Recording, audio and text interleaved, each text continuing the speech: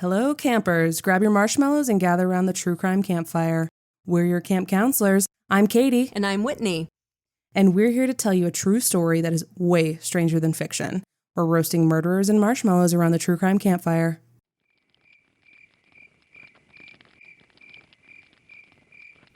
I'm not going to try too hard to do his voice because it'd probably tear my throat to shreds, but Hollywood legend Jack Palance once said, "The only two things you can truly depend upon are gravity and greed."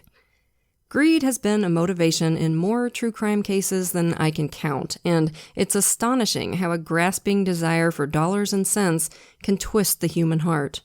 It can drive someone to acts of both chilling cruelty and jaw-dropping stupidity, and in this week's case, we get both. This is Phantom, the murder of Heidi Bernadzikowski.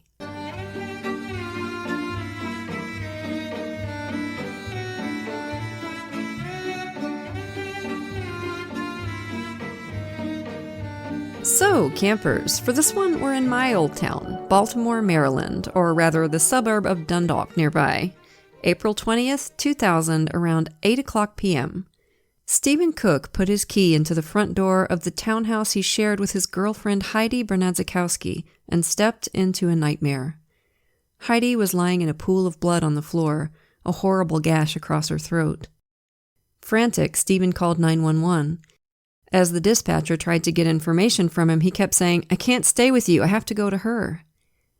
Police arrived to find him down on the floor, cradling her and sobbing. On the wall near Heidi's body was a sight you'd only expect to see in a cheesy horror flick. Someone had scrawled a big number 1 in red lipstick. Number 1. What did that mean? That Heidi was the first in a whole series of murders to come? That was a terrifying prospect. Baltimore was still reeling from the case of serial killer Joe Matheny, a huge hulk of a man who had murdered at least 5 people and possibly as many as 13, and worse, ate some of them and served others to customers at his burger stand. Matheny was caught just 4 years earlier in 1996, and the memory was still pretty damn fresh in the minds of the Baltimore detectives. Who could possibly want to kill this beautiful 24-year-old woman? Why? Heidi was much loved by her family and friends. She was a ton of fun, a talented player on the local billiards scene. That was where she and Stephen met in the summer of 1998, about a year and a half before her murder, at a bar during a game of pool. They moved fast. Within a few days of that first meeting, Heidi moved in with Stephen. My guess is her family probably raised an eyebrow at that, but Heidi reassured them that she'd found her dream guy. He came into her life at a time when she was feeling vulnerable. In the past few years, Heidi had had some crappy relationships, some uncomfortable drama with past roommates, and some trouble finding a full-time job, and it had all taken a toll on her. Steve, 5 years older, quiet, and kinda shy, seemed stable and steady, just the kind of guy she needed right then. Stephen's family loved Heidi right away. And as true crime legend Aphrodite Jones put it on her TV show, Steve almost came across like Heidi's rescuer, her knight in shining armor. And he always seemed to want to be with her. Her friends noticed they didn't seem to do much apart. Now, reeling from the shock of finding the love of his life dead, Steve told the detective that whatever happened to Heidi had to have happened in the past couple hours. He'd just left her a couple hours before to help his sister fix her sink. He'd picked Heidi up from work at a little after 5 o'clock that afternoon, dropped her off at the townhouse at about 5:30, then went to run a couple of errands. He got a haircut and an oil change, then went over to his sister Kimberly's place to help her fix her leaky sink. It was a pretty tight window of time for a killer to strike in. Heidi's body was lying sort of partly propped up against the wall, one arm flung out to the side. Blood had soaked into the carpet underneath her, so much that when CSIs went downstairs later, they found that it had dripped all the way through to the concrete basement floor. There was no sign of a murder weapon. During the struggle, the stuff in Heidi's purse had been thrown all over the living room. A day planner, a little woven coin purse that said Jamaica, a deck of Hoyle playing cards, the red lipstick the killer had used to write the number 1 on the wall. Other than that, the room was weirdly empty. There wasn't any furniture. Strange. Steve said they'd been living there for over a year. Around the rest of the house, the killer had pulled out a few drawers here and there, done a little ransacking, throwing stuff around. A jewelry box was open, but all the jewelry was still there. In fact, all the valuables seemed to still be there. It tugged at the detective's spidey senses. There was a lot about this scene that just screamed staging. Or these could just be the signs of a very disorganized, panicky killer. At the morgue, the medical examiner took fingernail clippings from Heidi's body, hoping for a DNA match. Heidi had fought hard for her life. She had defensive wounds on her hands and arms, and there was skin under her nails. The ME had found that the killer had most likely strangled her to unconsciousness, then cut her throat, just to make sure she was dead. A brutal way to go. Heidi's family was gutted, of course. They woke up to that dreaded knock on the door in the middle of the night. 2 detectives on their doorstep. Their only daughter was gone. Heidi grew up the only girl in her tight-knit Catholic family. She had 4 brothers, and like a lot of girls do in that situation, she learned to kick ass and take names. Oh, hell yeah. God, I grew up with 1 brother, and if you didn't know how to throw an elbow, you weren't going to get your share of the french fries, you know what I mean? Heidi was athletic, always laughing, always full of energy, and after high school, she was eager to soak up everything life had to offer. She moved to her own place at 19, and she started up a new passion, playing pool. She was good at it, really good. She joined a league and started making a reputation in the local scene. Man, that's so rad. I have always wanted to learn how to rock at pool, and I'm just like pitiful at it. Granted, I haven't played it that much. So I just need to practice, I guess. But I would love to like go to a bar, put on a tight dress, chalk up my cue, and just take every last dime off everybody in the place. Even better if like the guys laugh at me. Oh, a woman wants to hustle us? Please. Preferably like while some epic 80s rock ballads play on the jukebox. Just awesome. You can see I've thought a lot about this. It's so specific. Like I also in this fantasy, I'm imagining that your hair is inexplicably feathered as well. Obviously, of course. Oh, and yeah. The thing about pool is like on paper, it seems so simple. It's just geometry, right? But I pick up me too. I pick up a pool cue and I'm like, I suddenly become the most uncoordinated like baby giraffe in existence. I'm like, what do I do? I know. It's so sad. But Heidi was amazing at it, apparently. She was amazing. Now it would be up to the homicide detectives to figure out what had put a stop to a life that was just getting started. And as always, step 1 was to talk to the boyfriend. Still covered in Heidi's blood from where he'd cradled her body at the scene, Steve sat down with detectives for an interview. He seemed distraught. Heidi was the love of his life, he told them. They were planning on getting married that summer in Vegas. They were planning all kinds of upgrades for the townhouse. This wasn't the first time Stephen Cook had been through this particular brand of nightmare. 5 years earlier, his parents were mugged at gunpoint on the street. Trying to appease the mugger, his mom pulled out all the money she had in her pockets, 52 cents. Steve's dad tried to fight with the guy, and in the struggle, he fired the gun. The bullet hit Steve's mom and killed her, murdered over less than $1. God, I can't imagine going through that once, let alone twice. Jesus Jones. Yeah, it's unbelievable. Mm-hmm. There was one thing that raised the detective's eyebrows about Steve. A fat $700,000 life insurance policy on Heidi with him as the beneficiary. Steve had one too for a similar amount. They'd taken them out together, Steve said, when they decided to get married, just to plan for their future. Seemed like an awful big policy for a receptionist. But Steve's alibi for the time of Heidi's murder was pretty rock solid. He showed them receipts for the haircut and the oil change and the Home Depot where he bought a part for his sister's leaky sink. She confirmed that he'd been there helping her fix it. Later, they'd verify his presence at several of these places with security footage. There was no way he'd done the murder himself. But Stephen did have a thought about who might have killed Heidi. Some strange stuff had happened recently, and Heidi was scared. The first thing was a creepy encounter she'd had a few weeks before the murder. She was home alone one afternoon when a man knocked on the door of the townhouse. Heidi didn't recognize the guy. She described him as dark-haired and dark-complected, either a dark-skinned white guy or a light-skinned black guy. "I'm thinking about starting a neighborhood watch," the man said. "Would Heidi be interested?" It was an innocuous enough question, but Heidi knew her neighborhood pretty well, and she'd never seen this guy before. And there was just something unsettling about the way he looked at her, as if he was studying her face. It was too intense. It upset her enough that she told her friends about it, even drew them a picture of the tattoo on the guy's left forearm. And although she kept an eye out for the man around the neighborhood, thinking maybe she'd somehow just never noticed him before, she didn't see him again. It was nerve-wracking. And then, just the day before the murder, Heidi came home to find scratch marks around the doorknob to the basement entrance of the townhouse. Somebody had obviously tried to break in, probably with a screwdriver. This scared the shit out of her, especially in the wake of the weird encounter with the neighborhood watch guy. Steve had gone down to the rental company's office and insisted somebody come over and change the locks.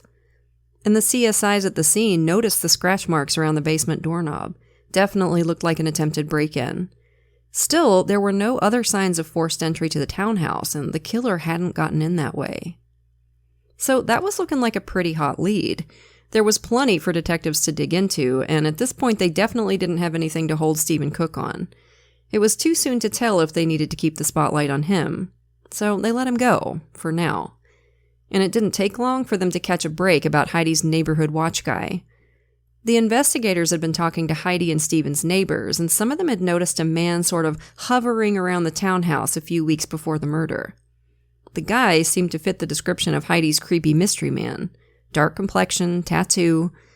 Eventually, one witness was able to point the detectives to the man he thought it might be. His name was Terry Gilliam. Terry was a 19-year-old black man, and he had a tattoo on his left arm in the same spot Heidi had described. And there were several other things about him that got the investigators' attention. First, he was a butcher at Safeway, so comfortable with knives. And when they looked into his whereabouts on the day of Heidi's murder, they found something that made their antennae twitch. The Safeway kept printouts of their employees' hours, their sign-in and clock-out times, and on Terry's printout for the day, somebody had handwritten over the original times with different ones. Suspicious. This wasn't enough for an arrest, obviously, so they used a time-honored trick. They arrested Terry for something else and hauled him in for questioning. Terry denied any involvement whatsoever in Heidi's murder. He said he didn't even know her. But when they asked him if he knew Stephen Cook, he admitted that, well, he used to work with Stephen's sister Kim, and now she was his realtor. She'd been helping him find a house. You're buying a house? The detectives raised an eyebrow at this. This dude was all of 19 years old. Yeah, Terry said. In fact, he'd just put down a pretty chunky down payment. Where'd he get the money for a house? I saved for it, Terry said.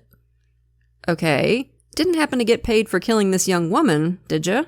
Of course not, Terry said.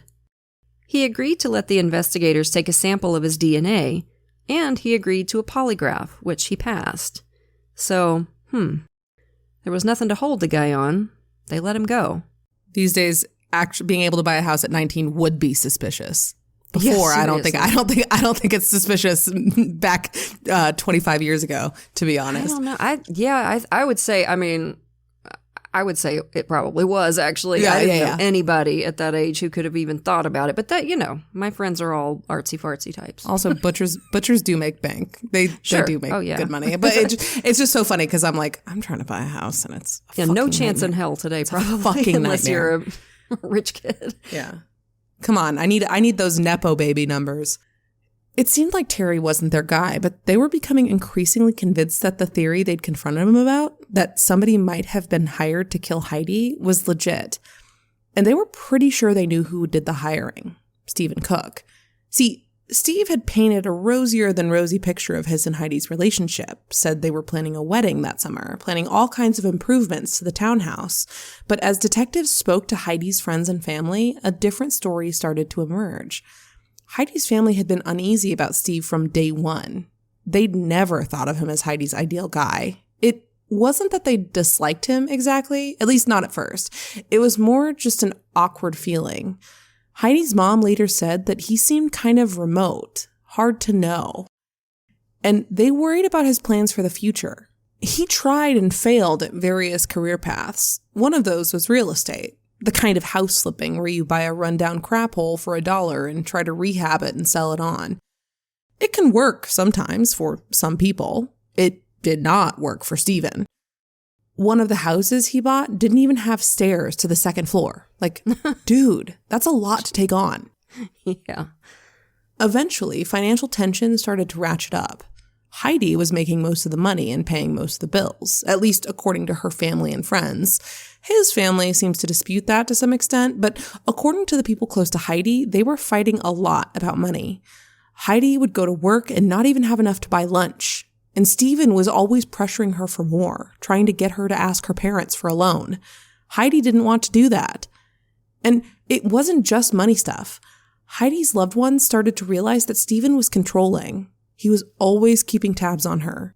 If a friend asked her to go out for dinner or a movie, he wouldn't want her to go. He'd badger her to stay at home with him. She'd end up turning down the invitation just to avoid a fight. Ugh. It became sort of understood among her friends that she wasn't allowed to go out without Stephen. Oh, boy. Heidi wasn't happy with him, they said. She'd been talking about leaving him as recently as the night before she died. And not only that, but she'd kissed a guy a couple of weeks before the murder. She told friends she was thinking about starting up a relationship with him. One of Heidi's friends had even loaned her a couple $100 just 2 days before the murder. What for? So she could rent a storage unit for some of her stuff when she moved out of the townhouse. And then the investigators discovered something that amped their suspicions up to 11. Just 1 month before Heidi's murder, Stephen Cook had filed for bankruptcy. The guy was in bad financial shape. And then you have to consider that huge $700,000 life insurance policy on Heidi with him as the recipient. Mm-hmm. When they first asked Stephen about it, he was like, well, I have a policy on my life too for the same amount, and she was my beneficiary. But when they dug into the policies, they realized that Stephen's had never been activated. Only Heidi's policy was active at the time of her death. And again, the amount was just ridiculous. Stephen was working part-time at Lowe's, and Heidi was a receptionist at an insurance company. I mean, they didn't have any kids together. They weren't even married yet. On what planet did either of these people need a $700,000 life insurance policy? It's just bananas. And yet again, dipshits not paying for their own policies, but letting their partner pay for their... Like, it's just fucking insane. Yeah. It's just idiocy. And to detectives, it was suspicious as hell, especially considering the bankruptcy. But what it wasn't, of course, was proof of his guilt. And with no DNA match, no eyewitnesses, no confession, no nothing, the case started going cold. Stephen started moving on with his life. He found a new girlfriend. Heidi's family watched all of this in a kind of despair that I imagine only murder victims' families can feel.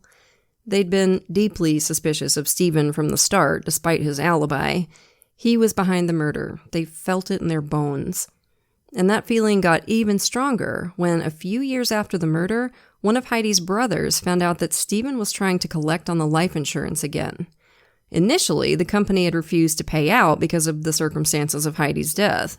The company called up one of the detectives and basically said, yo, is this guy a suspect? And the detective said, oh, yeah. And that was pretty much that. But Stephen was persistent. He'd been pestering the insurance company, trying to collect. The idea of that money going to the man they believed had ordered Heidi's death was just unthinkable to her family. I mean, imagine. So they made a move to try and stop it and get some testimony on the record at the same time. They sued him under what's called the Slayer statute. Now, if you're not familiar, the Slayer statute prevents a killer from inheriting anything from their victim. And the nice thing about it for Heidi's family was that to invoke it, you don't have to have a criminal conviction in place. You just have to prove in civil court that this person is likely guilty of the crime, and the standard of proof is much, much lower in civil court. Stephen decided to fight the suit, and they went to trial. The jury heard all about the murder, the life insurance, the financial problems in Heidi and Stephen's relationship, and the testimony that she was about to leave him right before her death. They heard that Stephen was still a suspect in the murder. And then to everyone's surprise, right before he was scheduled to take the witness stand himself, Stephen Cook called an audible. He was willing to settle, he said. Heidi's family could have 80% of the insurance money. He'd take 20%. Wonder why our guy didn't want to get up on that witness stand and shout his innocence from the rooftops. That's kind of weird, isn't it? So this was a hard decision for Heidi's family. On the one hand, they really wanted to get his testimony on the record because anything he said could be used against him in the murder case. But the idea of him profiting from Heidi's murder was just nauseating. If he'd hired someone to kill Heidi, as they believed he had, this had been the motive. She had died for that money. The idea of letting him have it was just, no, they just couldn't stand it. So after a lot of back and forth, Heidi's family, somewhat reluctantly, agreed to the settlement. At least he'd be deprived of most of that money, whereas if they let it go to the jury, he could get every penny. But it still hurt. It hurt, too, when Stephen married his girlfriend, went back to school, had a child.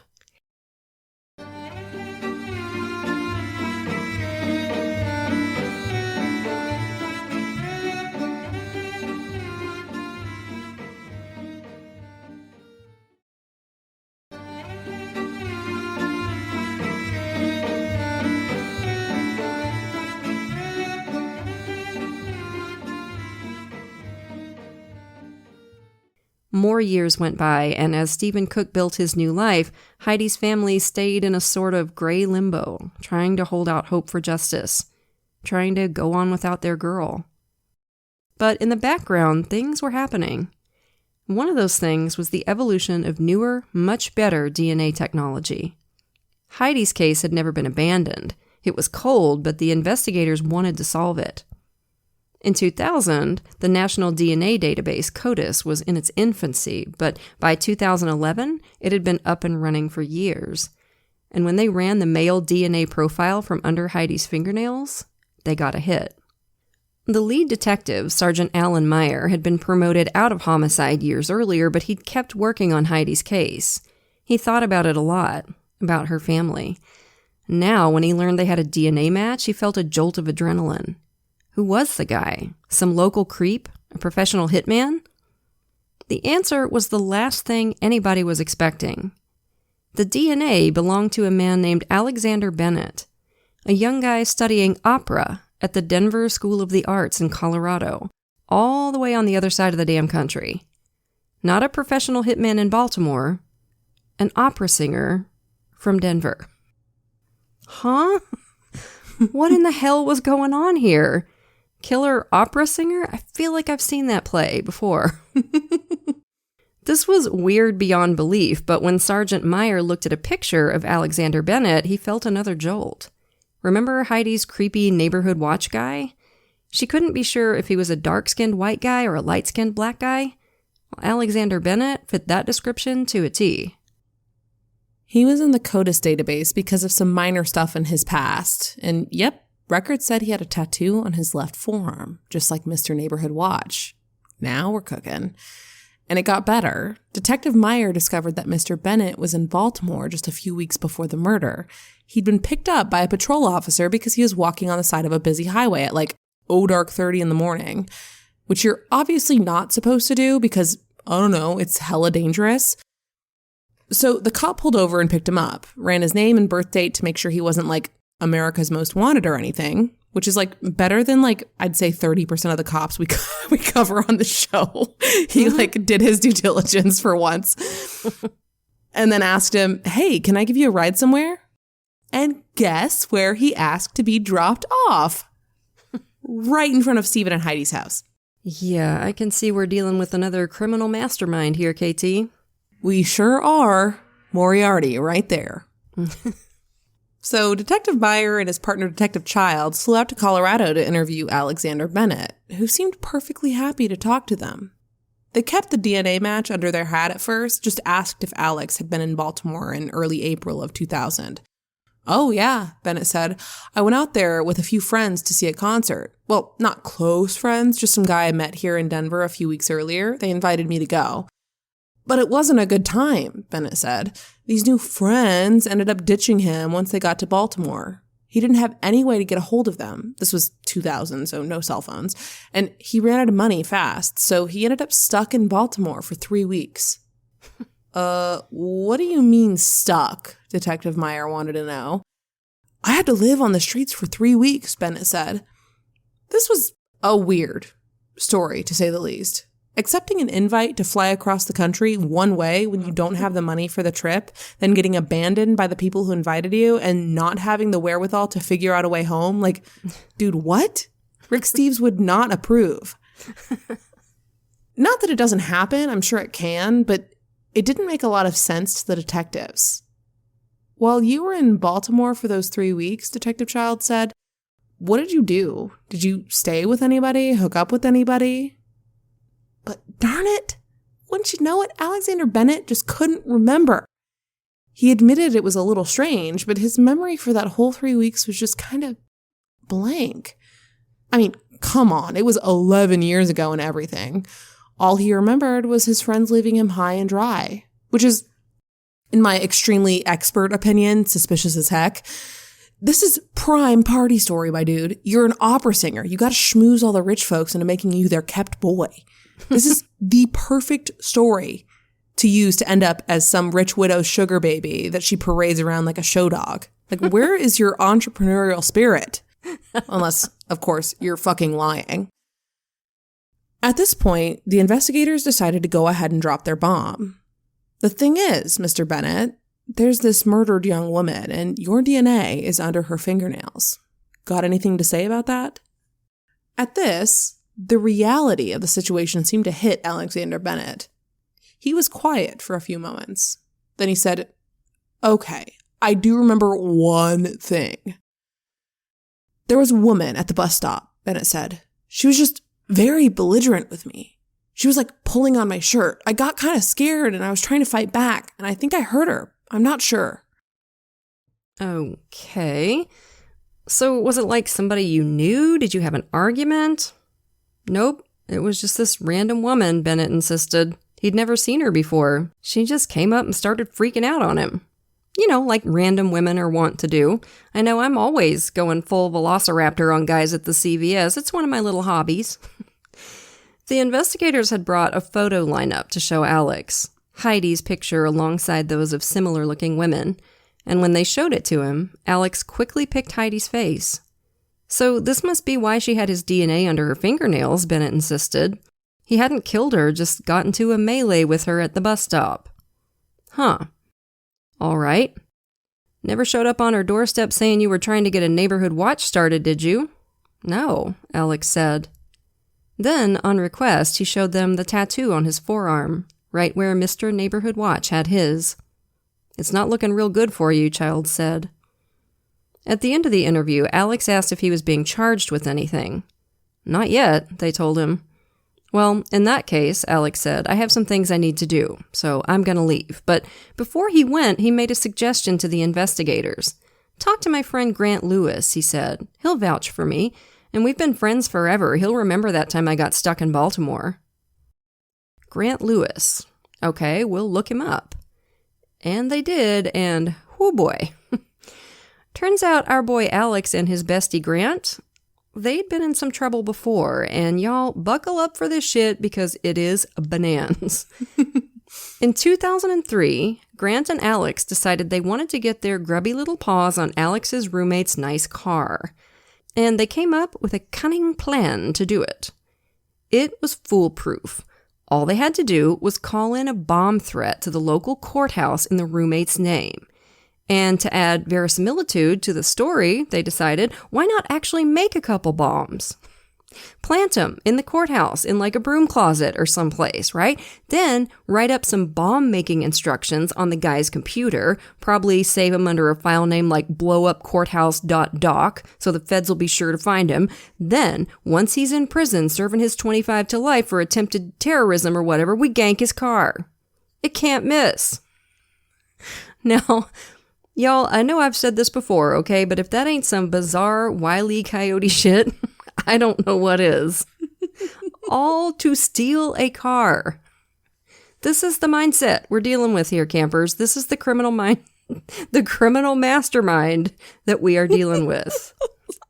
Sweet Moses Malone. So, shockingly, this plan went askew and they got caught. The poor roommate did actually get arrested for making the bomb threat, but when he heard the recording of the 911 call, he immediately recognized Grant Lewis's voice and realized he was being set up. And when the police confronted Alex and Grant, they admitted they'd set the guy up. Fortunately, before they ruined this poor guy's life. Damn. Going full Bond villain over a used car. It's really kind of ballsy, but mostly just dumb. The opposite of keep it simple, stupid. Make it complicated, genius. Yeah, it's mostly just dumb, but points for creativity. So anyway, Alex and Grant each did a little bit of time over this before being released back into society. Yay. What's insane to me is that Alex told the cops, like, yeah, call the guy I did time with for doing the world's most brain-dead yet complex car heist for my roommate's, 1999 Toyota Corolla. Grant's my best friend. He's my pal. He's my homeboy, my rotten soldier. He's my sweet cheese, my good time boy. Sweet cheese. So, anywho, the investigators invited Grant Lewis in for a little chat, and somewhat surprisingly, in my opinion, he agreed. Showed up shaken like a leaf, clearly one deep breath away from shitting himself, but Grant didn't really want to talk much about Alex. They had to really press him over the course of multiple interviews. But finally, Grant seemed to get it through his noggin that they weren't going away. And miraculously, he remembered something Alex had told him 11 years earlier. That on a trip to Baltimore, somebody had hired him to do something bad for a lot of money. Something really bad. He said, I knifed somebody, and I think I killed them. Okay, so that was it. Just what they needed to charge Alexander Bennett with murder, with his old buddy, Grant Lewis, as the main witness against him. But there were still pieces missing from the puzzle. How did Alex even know Heidi? Was Stephen Cook involved? Did Alex know him? They had no idea until one afternoon, over a year into the preparations for Alex Bennett's murder trial, they got a phone call from a woman named Rebecca, Grant Lewis's ex-girlfriend, Rebecca. And she had a hell of a story to tell. Years earlier, Grant had told her an awful secret, that in 2000, he'd sent Alex to Baltimore to do a contract murder for a man he'd met online. That was all Rebecca knew, but it was a huge deal to the investigators who had never stopped looking at Stephen Cook as the mastermind behind Heidi's murder. Alex Bennett had clammed up after that first interview with the detectives. After his arrest, he just lawyered up and kept his mouth shut. But now, possibly because his lawyer got wind of this phone call from Grant's ex, or possibly just because he was getting close to his trial date, Alex sent word that he wanted to talk. What he wanted, specifically, was a plea deal, and he was willing to give them some important info in return. See, star witness Grant Lewis had big dreams in life. Back in 2000, he was dreaming about opening a nightclub. It's always a fucking nightclub, Whitney. Why is it always a nightclub? I know. The only problem was, he didn't have any money. So he cooked up a little plan and ran it past his bestie Alex. We'll be hitmen, he said. We could just do 1 or 2 jobs and make enough to open the club. Oh, boy. Now, what does an enterprising 20-something fella do when he wants to find work as a contract killer? What else could he do? He posted an ad on Craigslist. And I wish to almighty God that I had the exact text of this Craigslist ad because I'm sure it was beyond ridiculous, but we know that the heading was something like Professional Discreet House Cleaning. Let's all pause to roll our eyes so hard it hurts a little. There we go. It's the Discreet that really sells it. There is no legit reason to say that. You know it's either going to be sex or murder. Right. Have you ever seen the word discreet that wasn't referring to some sketchy activities or sex toys? Yeah, exactly. No actual cleaning service would say that. Now, depending on the source, this could have been a plan to try and scam some would-be client out of money. Take the money, don't do the hit. Or they may have intended to do the murder from the get-go. I've seen it reported both ways. Yeah, given what we know about these guys, I'm inclined to believe that they liked the idea of becoming hitmen, and this is how they chose to go about it. Because A, they are man-children who fantasize about being Bond villains, and B, they are turnips. Right. Like, considering they actually ended up doing it, I'm guessing these root vegetables were stone cold Steve serious. Yeah. And according to Alex Bennett, their very first customer, the first and only client who responded to the ad, was none other than Stephen Cook. Stephen got in touch with Grant Lewis via Craigslist. They started an online correspondence over the next couple of weeks, and eventually Stephen agreed to pay Grant $60,000 once Heidi's life insurance money came in. Grant talked Alex into doing the hit, and Alex flew to Baltimore. It was Alex who showed up on Heidi's doorstep asking about a neighborhood watch. He wanted to meet his victim, feel her out a little before the actual hit. It was Alex who tried to break into the basement of the townhouse with a screwdriver. And it was Alex who met with Stephen there that night before the murder while Heidi was out. It needs to look like an accident, Stephen said. The insurance money will take forever to pay out if it doesn't. Which, by the way, wow, way to nail it, man. I can't decide which is more ridiculous, trying to become a hitman via Craigslist or being enough of a doorknob to hire a hitman that way. Right, and trust that they're going to be experienced and know what the hell they're doing.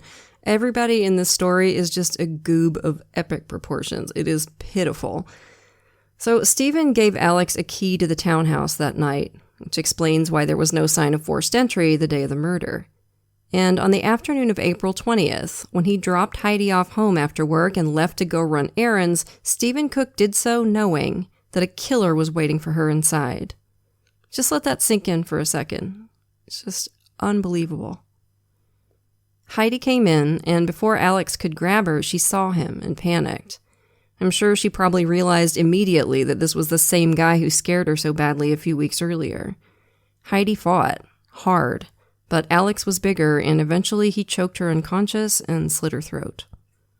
Then, realizing he'd blown the plan to make the murder look like an accident, he half-assed an attempt at staging it to look like a robbery gone wrong, then drew that number 1 on the wall in lipstick as an afterthought, like maybe they'll think it's a serial killer.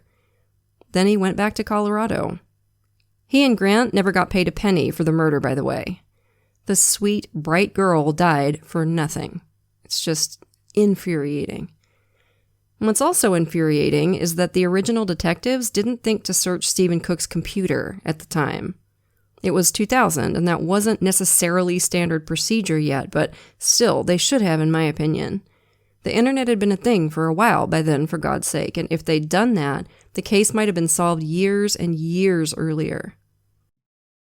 So, as it turned out, their number 1 witness was in this thing up to his eyebrows.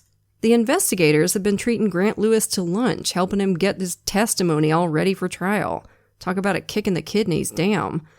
And can we talk, by the way, about what an absolute piece of shit this guy Grant is? Like, you're the one who came up with this bright idea, and now you're going to act like an innocent baby and testify against your, oldest friend and partner in crime?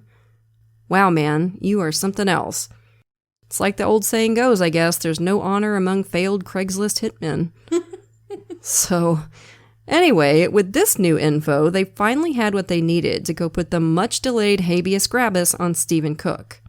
The case finally made sense. All the pieces fit together. For his part, of course, Stephen denied everything. This was just a killer trying to lessen his sentence. And I think a jury might have actually considered that if it wasn't for one inconvenient little detail. See, after he got arrested, Stephen Cook took up residence at the county jail. And while there, taking a play from page 4 of the classic TCC villain handbook, subtitled The Dummy's Guide to Complete Dipshittery, our boy decided to confide in a fellow inmate. There's another inmate here, Stephen told his new best friend, who's planning on testifying against me, and I need him to, not do that. Oh, said his new best friend, tell me more. Presumably while discreetly opening up a notepad. See? Sketch activities. Discreetly. Honorable, but sketch. And as soon as their conversation was over, new best friend ran straight to the authorities and agreed to wear a wire. It was a long conversation. You can read most of it in the court papers for the case, but the gist of it was this. Cellmate. Okay, we're going to hit Lewis this week. Stephen. Yeah, do it. Tell me about it later. I trust you, okay? So, say it with me, folks. Your prison buddy ain't your buddy. Get it through your heads for the love of God. Or you know what? Better yet, don't. Just keep right on doing this dumb shit and getting caught, because it makes things worse for you, and that's delightful. But the thing is, it scares me to think that some of these people might actually succeed at arranging a hit from prison. So if we can deter these tools from even trying it, that's a public service as far as I'm concerned. And I think the plan was not necessarily to kill Grant Lewis, although I'm not sure about that. It may have just been to beat the crap out of him and tell him, don't you dare say a word against, Stephen Cook or whatever. Mm-hmm. It wasn't entirely clear. But either way, Stephen got hit with a new and exciting charge in addition to his first-degree murder charge, witness intimidation. And this, more than any other element in the case, convinces me, and probably convinced the jury, that this man is guiltier than hot buttered sin. Because you just don't do that if you're not. In my opinion, anyway. Mm-hmm. He tried to soldier on, got up on the stand and talked about how much he loved Heidi and how he wanted her family to know the truth, that he never would have hurt her in a million years. The jury didn't buy a word of it. In 2015, he was convicted and sentenced to life in prison. He's still proclaiming his innocence today, has a website and everything. It's pretty gross. Mm-hmm. Grant Lewis was convicted of the same thing, first-degree murder, and got the same life sentence. And as for the hitman himself, Alexander Bennett, he took a plea deal and got 30 years. Some semblance of justice for Heidi, 15 long years after the fact. They've all appealed their cases and lost. Think Alex signs up for the prison talent show? Think the other inmates appreciate his opera singing? Just like Jodi Arias. She likes the prison talent show too, I hear. Mm-hmm. I think this is one of the coldest murders we've ever covered. Purely motivated by greed. And the image of him pulling away in his car, watching Heidi walk up the driveway to that front door, and knowing what was lying in wait for her, just chills me to the bone. Yeah, she did not deserve it, and the people who did this to her did not deserve their years and years of freedom. I hope they never see daylight again. So that was a wild one, right, campers? We'll have another one for you next week. But for now, lock your doors, light your lights, and stay safe until we get together again around the True Crime Campfire. And as always, we want to send a grateful shout out to a few of our lovely patrons. Thank you so much to Rose Catherine, Eric, Doreen, Aaron, Anastasia, Nicole, Tina, and Tori. We appreciate y'all to the moon and back. And if you're not yet a patron, you are missing out. Patrons of our show get every episode ad-free at least a day early, sometimes even 2, plus tons of extra content, like patrons-only episodes and hilarious post-show discussions. And once you hit the $5 and up categories, you get even more cool stuff. A free sticker at $5, a rad enamel pin, or possibly a fridge magnet while supplies last at $10, virtual events with Katie and me, and we're always looking for new stuff to do for you. So if you can, come join us at patreon.com/truecrimecampfire. For great TCC merch, visit the True Crime Campfire store at spreadshirt.com. Check out our website at truecrimecampfirepod.com, and hey, you can listen to us on YouTube now. And if you're listening to this in June, you can get exclusive Pride merch from our merch store. All proceeds, 100% of our profits, go to Lambda Legal. So remember that.